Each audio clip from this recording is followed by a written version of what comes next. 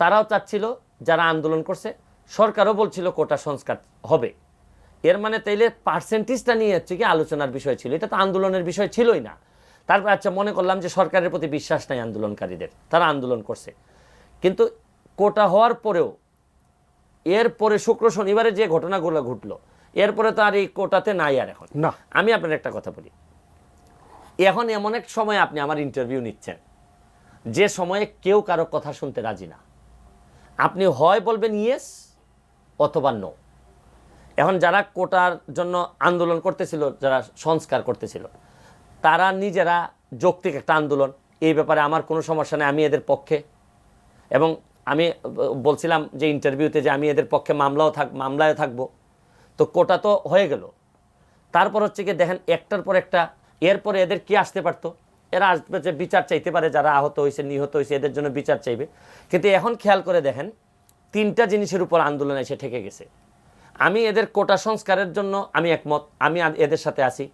কোটা সংস্কার করতে গিয়ে, এই আন্দোলন করতে গিয়ে যারা নিহত হয়েছে এদের জন্য বিচারের প্রক্রিয়ায় আমি যাইতে রাজি। আমাকে যদি অ্যাডভোকেট বা ব্যারিস্টার নিয়োগ দেওয়া হয় আমি তাতেও যাব। কেউ যদি প্রশাসন যদি বা পুলিশ থেকে যদি কোনো ব্যর্থতা থাকে কেউ যদি এক্সেসিভ ফোর্স ব্যবহার করে থাকে, এটার জন্য আমি রাজি। আমিও তো এদের সাথে একমত, কিন্তু একটা জায়গায় আমি এদের সাথে একমত না। এটা হচ্ছে গিয়ে যে জামাত বিএনপি এবং জঙ্গিদের সাথে মিলে এরা যে এদের যে প্রাধান্য এখন এই আন্দোলনে, জামাত বিএনপির প্রাধান্য তো এখন সবচেয়ে বেশি।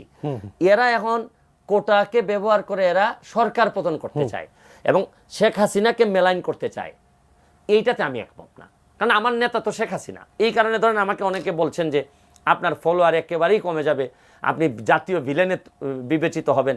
ধরেন আমি আমার কর্মে ফলোয়ার কি কমে গেছে না, আমি জানি না। ওই যে ফেসবুকে আমাকে অনেকে বলছেন যে বিভিন্নভাবে ওরা, আমি নিজেও দেখছি যে ধরেন বাচ্চা ছেলে, বিদেশে বাচ্চা ছেলেরা, এরা হয়তো আমার কাজের আগে প্রশংসা করতো, এখন ব্যাপকভাবে আমাকে ধরেন বকাঝকা করতেছে। এইগুলা ভাষায় প্রকাশ করার মতো না, কিন্তু আমি আবার এগুলাতে অভ্যস্ত। কারণ আপনি যখন কাউরে গালি দিবেন, এর মানে হচ্ছে কি বুঝতে হবে যে এই লোকটারে হয়তো আপনি বুঝাইতে পারেন নাই। এটা আমারই ব্যর্থতা যে আমি বুঝাইতে পারি নাই। এখন যে লেভেলের এক্সপার্টিস আমার হয়েছে, আমি এমপি হিসাবে তো মঙ্গলবারই আমি টের পাইছি যে এই প্রশাসন এটা মেনে নিবে। আমি তো এই জন্যই বলছিলাম যে 2টা দিন ওয়েট করেন আপনারা, কারণ আমার কাছে একটা সিক্স সেন্স আমার কাজ করতেছে। আমি জানি যে এরা কোটা সংস্কার চায়, কারণ কোর্ট যদি রবিবারে এটা মেনে নেয় তাহলে তার আন্দোলনের দরকার ছিল। আমি তো ওইটাই বলছি যে ভাই আপনারা কোর্টের উপরে একটু 2টা দিন ওয়েট করেন, যদি না পারেন আপনারা আবার আন্দোলন করেন। কিন্তু ওই সময় তো চলে আসছে অন্য পার্টি, ছাত্রদের কোনো দোষ নাই, ছাত্ররা তো এখানে তো ওইভাবে নেতৃত্ব কেউ দিচ্ছে না। এখানে একটা যৌক্তিক আন্দোলন নিয়ে আমিও তো যখন ছাত্র ছিলাম, যৌক্তিক আন্দোলন হইলে আমিও তো গেছি। আমার 500 প্রশ্ন ছিল যে ওইটার জন্য আমি আন্দোলনে, আমার মনে আছে আমি গেছি। এখানে ছাত্রদের কোনো বিষয় না, এবং যারা মারা গেছে তারাও কিন্তু ইনোসেন্ট ভিকটিম, তাদের কোনো দোষ ছিল না। এখন পুলিশের যদি জিজ্ঞেস করেন, পুলিশ হয়তো বলবে যে আমরা যান বাঁচাইতে গিয়া সেলফ, এখন এগুলো তো দেখার প্রশ্ন যে আমি সেলফ ডিফেন্সে করছি কিনা, এইটাই তো কমিশন হয়েছে এখানে। তো আলটিমেটলি আপনার সাথে আমি কোটা সংস্কার পর্যন্ত আছি আন্দোলনে, আপনার সাথে আমি বিচারের প্রক্রিয়ায় আছি। কিন্তু আপনি যদি এই প্রক্রিয়ার মধ্যে ভিতরে যদি লুকাই থাকেন যে আপনি এই সরকারের পতন করতে চান বা গণভবন দখল করতে চান অথবা আমার নেতা শেখ হাসিনাকে আপনি মেলাইন করতে চান, তাহলে আমি আপনার সাথে নাই।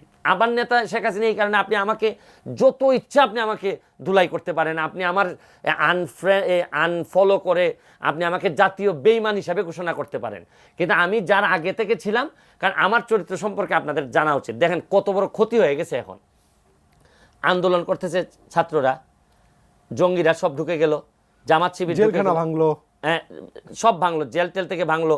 ক্ষতি কি পরিমাণ হইলো মনে করলাম, আমি বিশ্বাস করি যে যা ক্ষতি হয়েছে এটা অত বড় ক্ষতি না যতটা মানুষ ক্ষতি হয়েছে।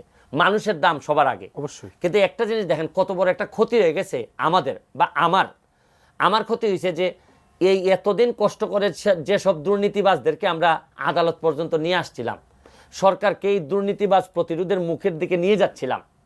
আমি নেত্রীর সাথে বিভিন্নভাবে এই নেত্রীকেও এইদিকে নিয়ে যাওয়ার চেষ্টা করতেছিলাম যে দুর্নীতিবাজদেরকে বের করে দিতে হবে, দল বা যে জায়গায় আসুক। এখন কিন্তু দুর্নীতিবাজদেরকে ধরবেন কখন আপনি আবেদ আলী কিন্তু এই আন্দোলনের মাধ্যমে আবেদ আলী বের হয়ে গেল। এই আন্দোলনের মাধ্যমে বেনজির মতিউর রহমান বের হয়ে গেল।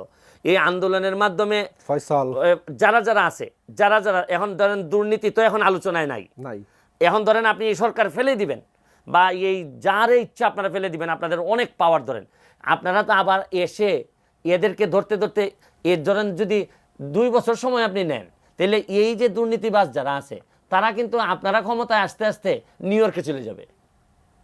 তাইলে আপনি খেয়াল করে